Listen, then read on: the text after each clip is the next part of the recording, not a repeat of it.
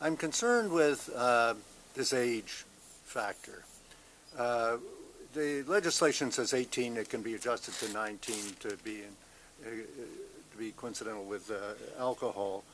And alcohol taken in excess is very dangerous as well. And I'm sure back in the 1920s and 30s when they talked about lifting that prohibition, they probably said a lot of the same things you're hearing in this debate today. Yet we somehow came to grips with it and the world didn't come to an end. But here you talk about 25. 25. Well, first of all, we consider a person adult at 18 or 19. Are we saying to somebody 23, 24, 25, no, you don't have the right, the government will make that decision for you, as opposed to you being old enough, mature enough to be able to make that decision yourself?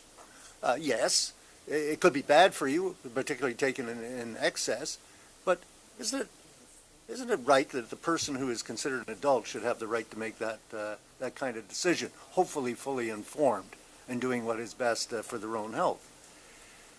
Yesterday, the Canadian Medical Association, the Canadian Psychiatric Association said it should be 21. Well, not quite as an infringement upon adulthood as 25 would be, but nevertheless, it is over what is considered to be the legal limit for voting, for just about anything else, making decisions as an adult in this country.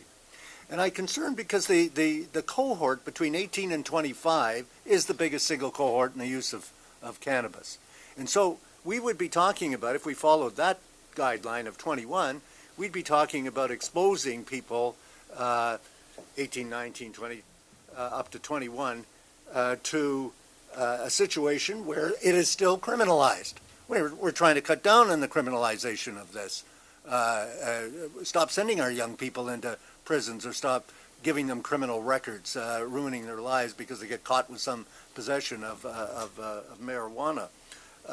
And yet, we would continue to expose those people.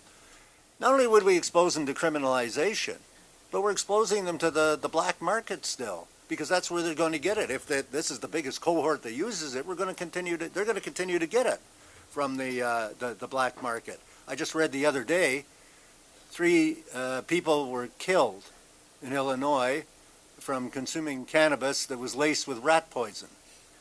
So how does even if you decriminalize it, you still have to get it from the black market, and the black market is producing stuff that is very dangerous to people's health, kills them, can kill them, and we've seen that in the opioid crisis where this stuff is laced beyond